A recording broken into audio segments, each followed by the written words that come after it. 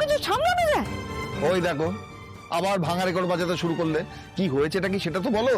কি হয়েছেটা কি সেটা জিজ্ঞাসা করছো? এই তুমি তো সারাদিন ওই শাড়ির দোকানে বসে বসে সবাইকে বিয়ের বেনারসি দেখাও তো অন্য শাড়ির সঙ্গে বেনারসিও দেখাও। তা মেয়ের বিয়ের জন্য যে একটা বেনারসি বাঁচতে হবে সে কথাটা মনে থাকে কখনো? কখনো মনে হয় যে এটা একটু নিয়ে নি, কোনো না কোনো দিন এটা কাজে লাগবে? আচ্ছা আচ্ছা সুমি, আমাকে একটা কথা বলো, তোমার সমস্ত কথা ওই অপুর বিয়েতে গিয়ে কেন শেষ হবে বলো তো? শেষ হয় কারণ তুমি কোনোটা ছুঁই করো না অপুর বিয়ে নিয়ে কোনো কথা। তোমার তো কোনো মাথা ব্যথাই নেই। তুমি পারলে মেয়েটাকে আইবুড়ো করে বাড়িতে রেখে দিলে তোমার খুশি হতো। না আমি চুপ করবো না। আর কতদিন আসতে থাকবো বলো তো?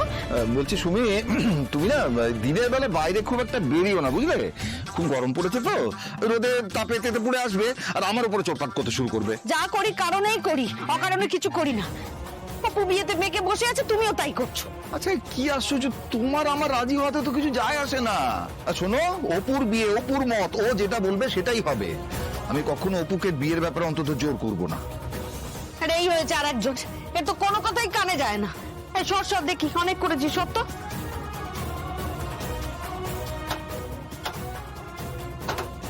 সর্বনাশ, তো গ্যাস শেষ হয়ে গেল। মন দশা। একটু আগেও তো ছিল, আমি তো পড়ছিলাম। আরে যা ছিল তা ছিল, এখন আর সেটা নেই। এখন কি আছে সেটা দিয়ে ভাব।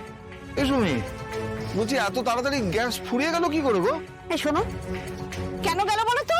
আমি গ্যাসটাকে না বেলুনের মধ্যে ভরে মেলায় বিক্রি করে দিয়েছি। কথা বলে করে গা জ্বলে যায়। আমি দেখছি আমার কাছে কত টাকা আছে, ব্যাগ থেকে বার। না দাঁড়া, একদম না।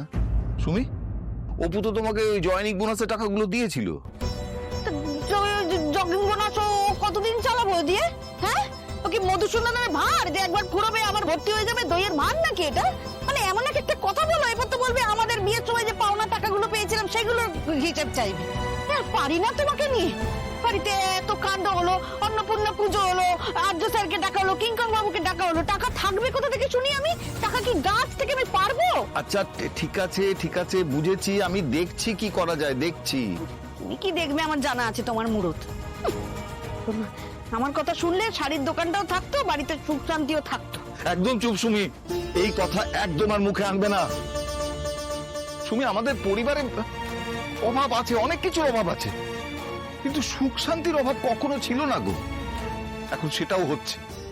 কেন জানো? তুমি অন্যের কথা শুনে চলছো বলে। অন্যের কথা শুনে চলো না সুমি।